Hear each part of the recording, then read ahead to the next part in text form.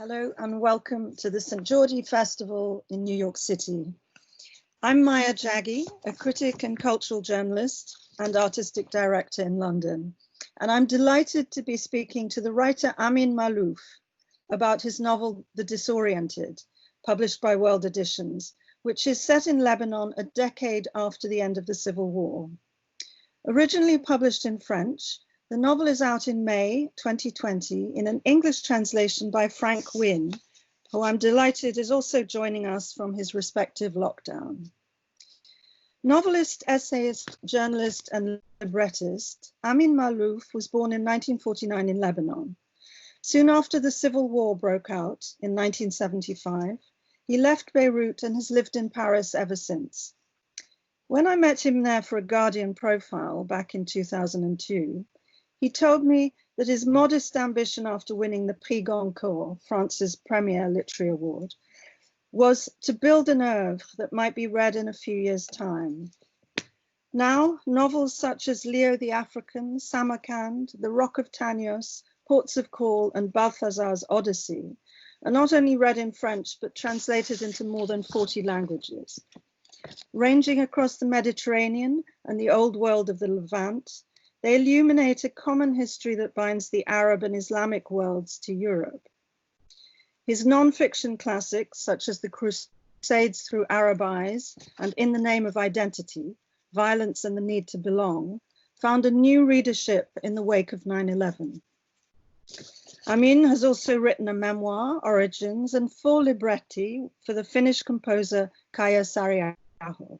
He won Spain's Prince of Asturias Award for his oeuvre in 2010 and was elected to the Académie Française. This past February, very shortly before social distancing began, President Macron embraced him at the Élysée Palace in Paris to award him France's National Order of Merit for building bridges between East and West. Frank Wynne was born in Ireland, lives in London, and has been translating from French and Spanish since the 1990s. His translation of Jean-Baptiste Delarmo's novel Animalia has just won the Republic of Consciousness Prize, the latest of many awards for his work. These include the International Dublin Literary Award for Michel Houellebecq's Atomized, the Independent Foreign Fiction Prize, the Path-Breaking Award for Fiction Translated into English for Frédéric Beigbeder's Windows on the World, the Scott Moncrieff Prize, and the Premio Vallier-Inclán.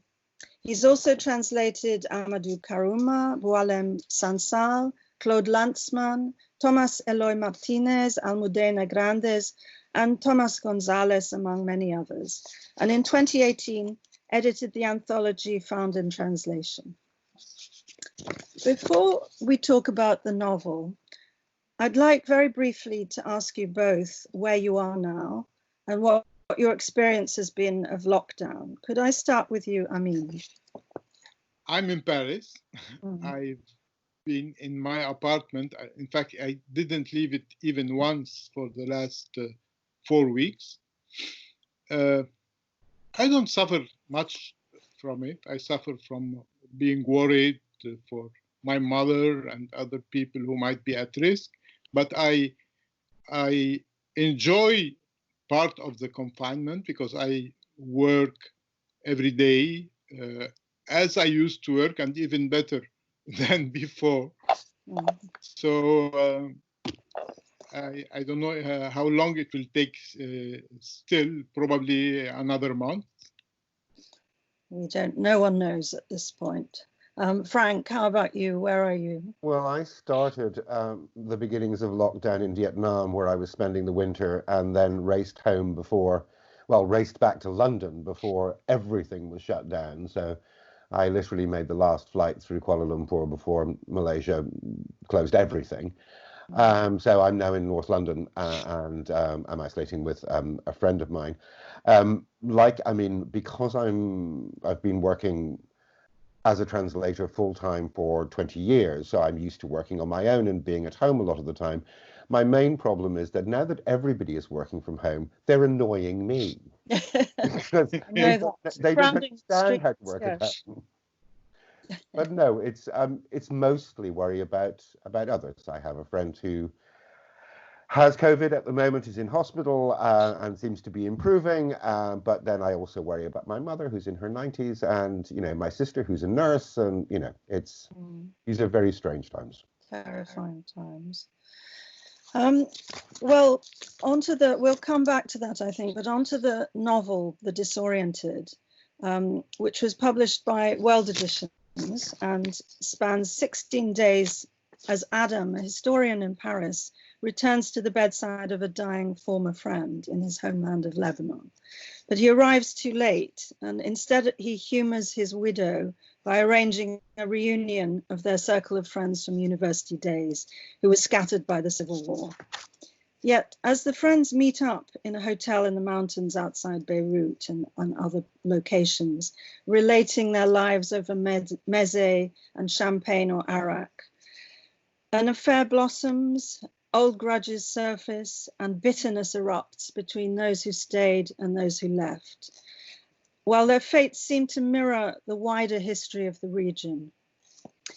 I mean, you've always written in a variety of forms, but The Disoriented, first published in 2012, was your first novel in more than 10 years, and it also followed a memoir that you'd written in 2008, Origins. Now, you're mostly known for historical fiction, books about the fall of Granada, Omar Khayyam, and so on. What made you return to fiction set in the recent past after Lebanon's Civil War? And was that a subject you had avoided before? In fact, I had avoided it because I didn't feel I was ready yet to talk about my own life. Even now, I'm not completely ready. That's why I talk about it through fiction. But I would say that from the moment I began to write more than 40 years ago, I thought that one day I would talk about my university years. And that was the moment I felt I had to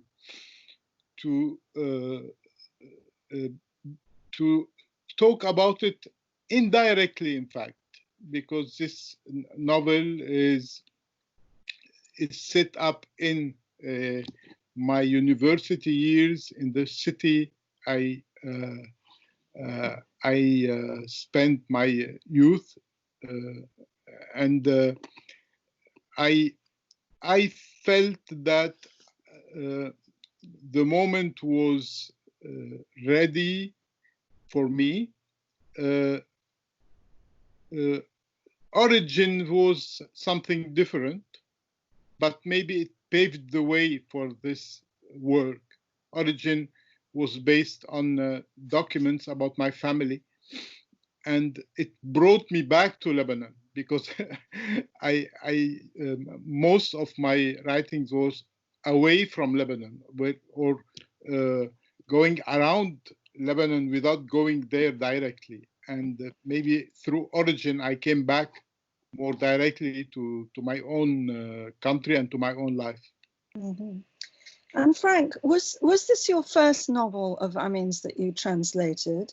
And did you find it different in form and texture to Amin's historical novels, because it's set very recently? It's the first of his novels that I've translated. I actually read it when it was published in 2012. And I then spent several years trying to persuade a variety of editors that someone somewhere desperately needed to publish this book. There are similarities in terms of the way that Amin uses language to his earlier novels.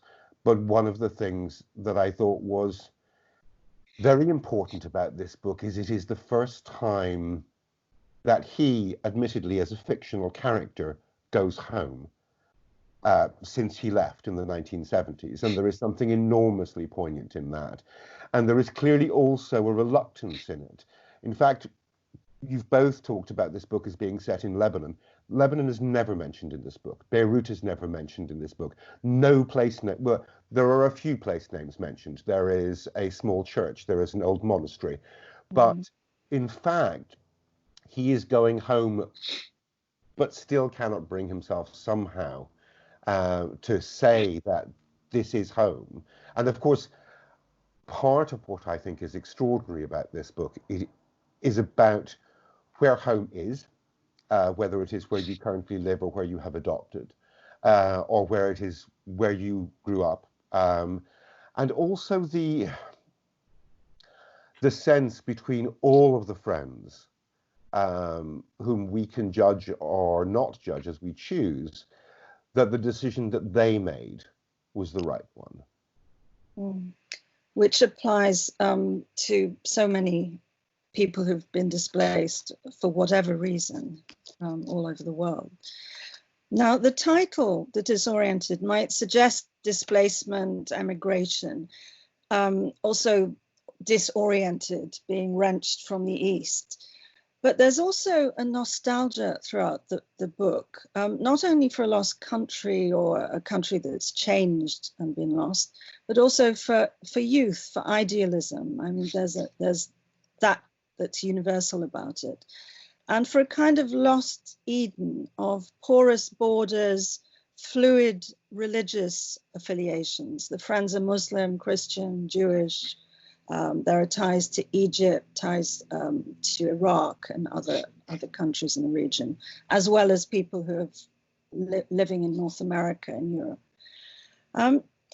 I wonder, I mean, if you could tell us a little about your own background, your family, and how that influenced your own view of religion, your own complex view of identity and of the region where you grew up. Well, Lebanon, as you know, is a country of many communities, which is both a blessing and a curse. It's a blessing when those communities are able to live together and share a lot of things, and it becomes a curse when they cannot live in peace together. And I've seen both moments. There was a moment, it was not flawless, but there was a moment where communities were able to live together, and it was a beautiful moment for the country, for that part of the world, the Levant. And then I was witness to the moment where everything was shattered, and I cannot but feel that what happened in that small country, which is my country of origin, has also in a way happened for the whole world. I think this idea of communities who are not able anymore to live together and who fight all the time and who use violence to assert their identity, this is the history of the 30 or 40 years we have spent, and I of course, as Frank was saying, I feel nostalgia for a country which is no more the one I knew, but I feel nostalgia for the world which has gone in a direction which I didn't wish for. I hoped for something completely different. I hoped for a world that would open and for this globalization to be really a feast, a huge moment of sharing everything, and it's turning into a nightmare, you know, where people can no more really live together completely. The tensions are heightened. Everybody asserts one's identity with aggressivity, and now with what's happening today, we feel that we are disoriented. Not only people who came from the Orient. I think our humankind is disoriented today, and I feel that all what I dreamt of in my youth has been shattered. Mm. And Frank, one of these fluidities for which there's a kind of nostalgia or an ease in this milieu that's recreated is a multilingualism, that these characters move between Arabic, French, and English with ease, and they're always switching and deciding in any gathering which language they should be speaking. Now that probably you live like that, and some people do, but is not something general. Can you tell us a bit about how you approach the novel in terms of the languages, because you signal sometimes which languages people are speaking, and is there a difference in Amin's French when he's characterizing people speaking in Arabic, or how does that work?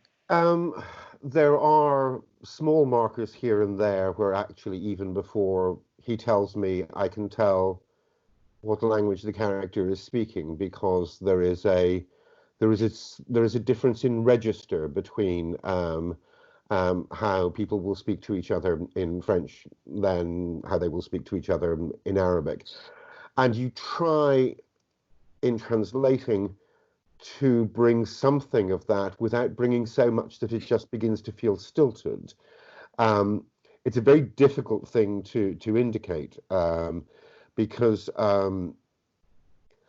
people who move between languages generally, I mean, if you are among a group of people who speak different languages and you happen to speak some of them, not only does the way in which you speak or the register in which you speak change, but, and this sounds a bit bizarre, you are a slightly different person in every language. I gesture much more when I use French. I'm much more sing-songy when I speak Spanish. All of these things are not things that I've chosen to do. They're just, when I was living in this place at this time, this is who I was and this is who I am in that language. And it's a very difficult thing to capture that fluidity. I mean, it's interesting. In the 1960s and particularly the 1970s in the Lebanon was entirely sort of there was a fluidity in terms of, I mean went to university as these characters did, with people who spoke different languages, who came from different backgrounds. There was no sense that they should or shouldn't marry this or that person. I mean, we are told that, you know, that their mothers are worried as to whether the boy has a good job, but not whether he is Muslim, whether he is Maronite, whether he is whatever. And also they are bound, you said yourself, this is about an idealistic time, they are bound by the books that, as it were, the literate West was reading at the time. So by Gramsci, by a relatively sort of benign version of socialism and openness and whatever. And with the closing of the Levant, all of that has gone. I mean, you have ended up not only with people whose religious, who do not associate with each other for religious reasons, but also who have withdrawn into a much more dogmatic and conservative mindset politically. Mm. I mean, would you like to add anything to that? No, I think I totally agree. First, about languages, I think when you want to express something, you don't just express your idea in a different language. The way you express it changes the idea itself.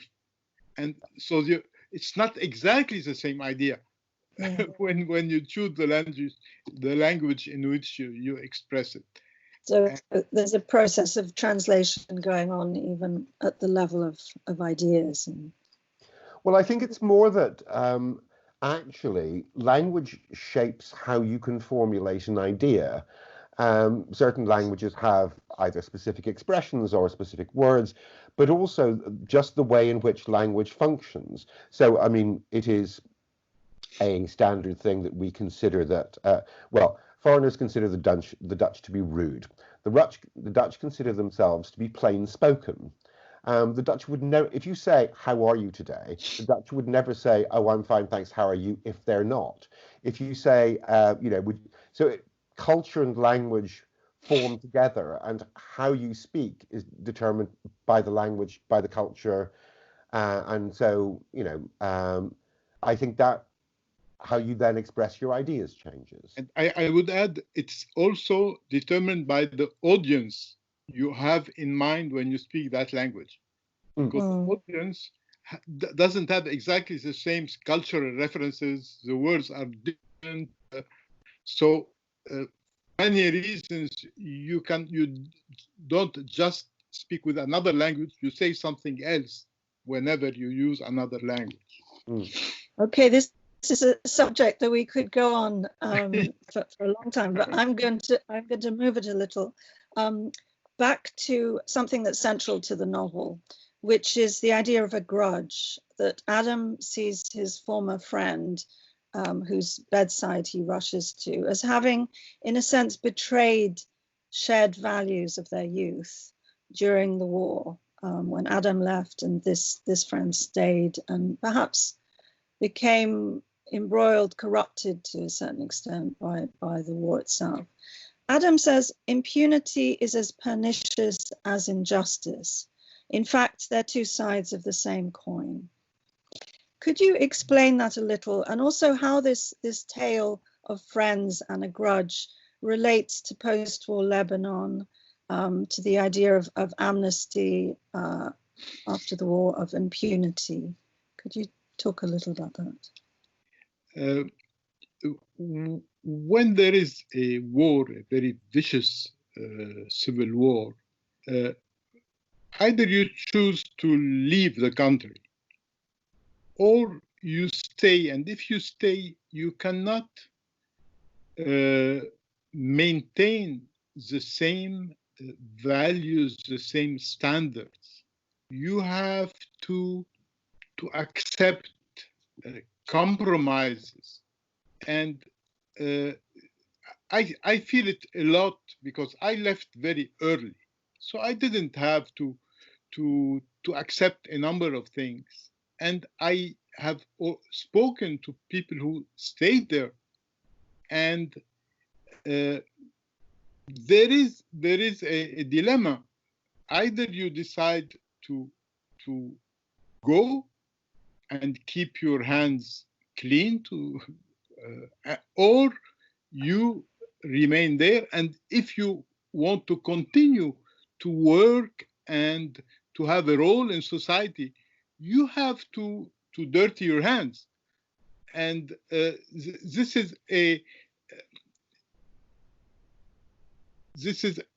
dilemma one has to accept. And it's I know that it's easy when you have left at the beginning of the war to say that you were not involved in any kind of violence or and the idea that impunity is also partly injustice, I feel it very strongly, because pardon, forgiveness is something that is I value a lot, but it has rules. To be forgiven, one has to accept responsibility, to show some remorse, to look forward to a different attitude.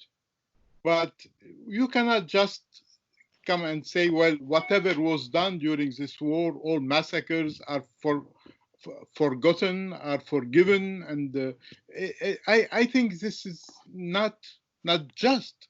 This is it's a kind of injustice.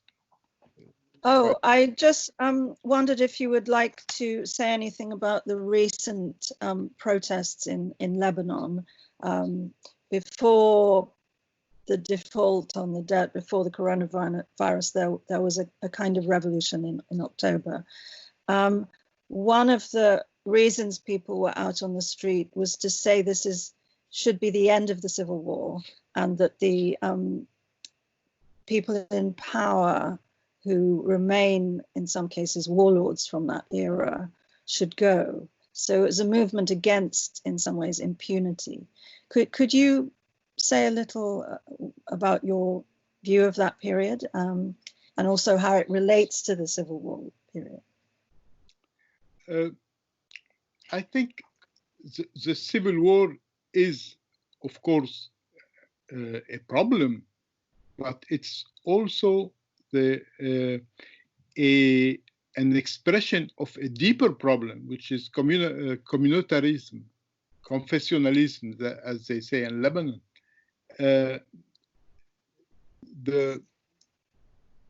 The system, the political system, as it functions, it was like that already before the Civil War, and it's much more like that today, is a system where representatives of the communities are confiscate power, in fact, and use it to further their ambitions, to loot the country. And it reached a point in around October where the country was broke, while everybody knows that the political leaders had amassed fortunes abroad. And there was an uprising. Unfortunately, the political leaders convinced some people that the cause of the crisis was the uprising, while it was just a reaction to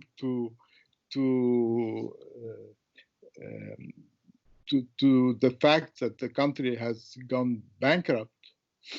And then came the confinement, which made any street protest unthinkable. So today, I don't know to seem too pessimistic, but you have a country which has defaulted on payments, a population which is convinced that it's led by people it cannot trust, but yet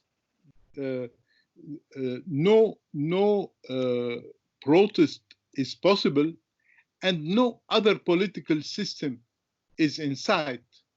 So it's a very, very sad moment in the history of the country, and I cannot help remembering what it was before the war, what were the ambitions, what were the hopes, the quality of hospitals, of universities. It was a thriving country, and now it's diminished in every respect. Maya, can I just come in on two things? One, about the novel and how it deals with impunity. That possibly the best counter attack to Adam's statement is made by Murad's widow, Tanya. And she is the one who feels most bitter. She feels that Adam has lived, in a perfectly nice flat somewhere. He doesn't come home for holidays. He goes to the south of France, and he is judging from afar difficult decisions that had to be made. Now, it seems in the novel that Murad's decisions may well have been suspect, but her attitude is it's all very well when your hands are clean to look down on everyone else. It is we who stayed who are fighting to create a country. Those of you who left don't get to judge that. And I suppose what I really like about the novel is that the individual friends have very different viewpoints, both on the time they shared together and on the time they've been apart. And it allows for a proper exploration of how easy it is to simply assign responsibility and effectively say, it wasn't my fault, it was someone else's.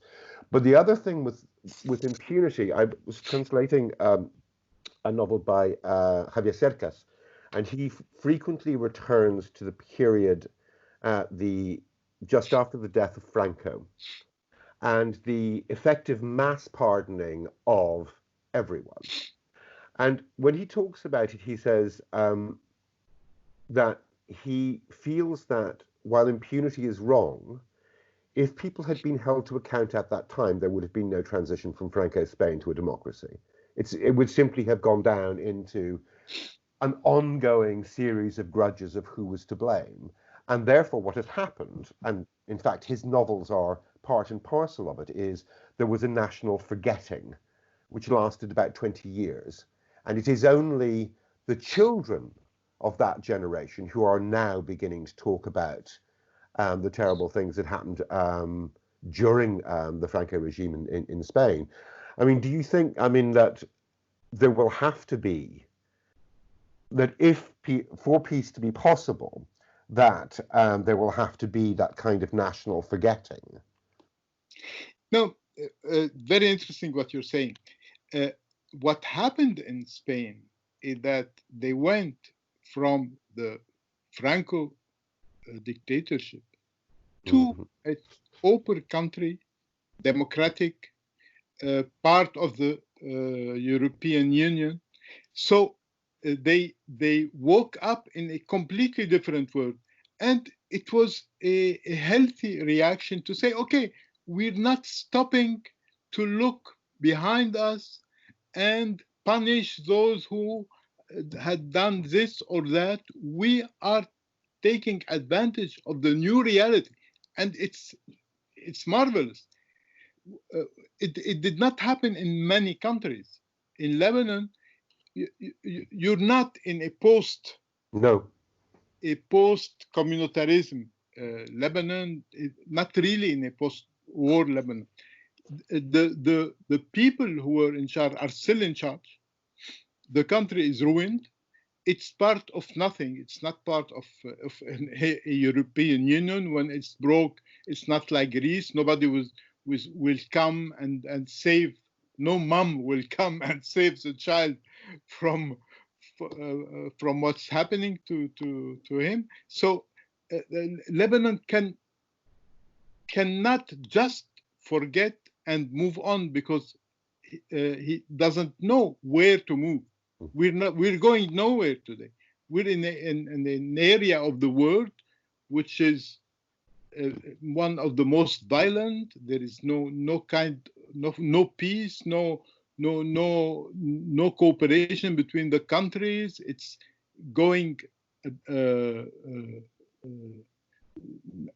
It's not moving. It's not developing. It's probably the area of the world which is not at all moving. Like Asia is moving.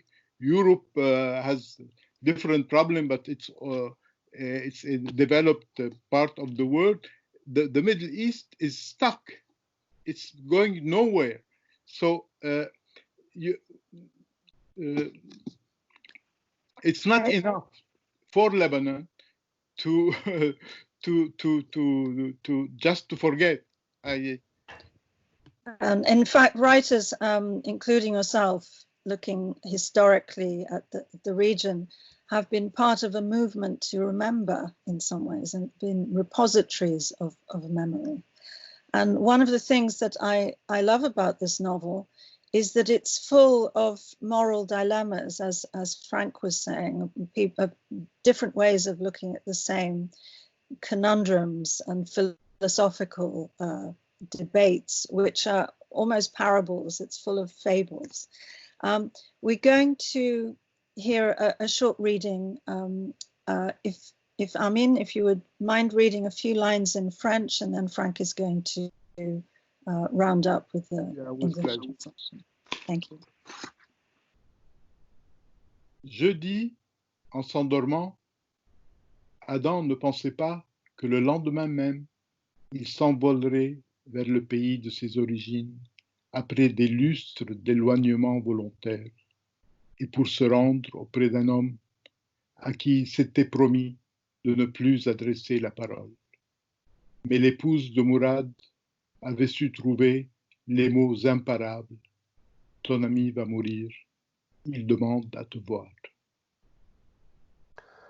On Thursday, as he fell asleep, Adam was not thinking that the very next day he would fly back to the country of his birth after long years of voluntary exile to see a man he had vowed never to speak to again. But Murad's wife had managed to find the words that were unanswerable. Your friend is dying. He is asking to see you. The telephone had rung at 5 a.m. Adam had blindly fumbled for the receiver, pressed one of the blacklit buttons and answered, No, honestly, I wasn't asleep, or some comparable lie. The woman on the other end of the line had said, I'll put him on.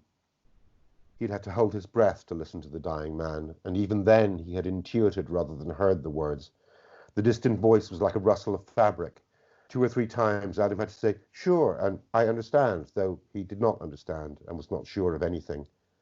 When the other man had fallen silent, he had ventured a cautious goodbye. He had kept his ear pressed to the receiver for a few seconds, in case the man's wife came back on the line. Only then had he hung up. He had turned to his partner, Dolores, who had turned on the light and sat up in bed, leaning against the wall. She gave the impression that she was weighing the pros and cons, but her mind was already made up. Your friend is going to die. He called you. You can't wait around. You have to go. My friend? What friend? We haven't spoken to each other in 20 years. In fact, for many years, whatever Murad's name came up and Adam was asked whether he knew him, he invariably responded, he's a former friend. Often the people he was speaking to assumed he meant an old friend, but Adam did not choose words lightly. He and Murad had been friends. They had ceased to be friends. From his point of view, former friend was, therefore, the only fitting formulation. Usually when he used the expression in front of her, Dolores would simply smile sympathetically, but that morning she had not smiled. If I fell out with my sister tomorrow, would she suddenly be my former sister, or my brother my former brother? Family is different. You don't get to choose. You don't get to choose in this case either. A childhood friend is an adoptive brother. You may regret adopting him, but you cannot unadopt him. Thank you so much. That's wonderful. It's a wonderful book, The Disoriented. Thank you so much to Amin Maalouf and his translator, Frank Wynne. Thank you.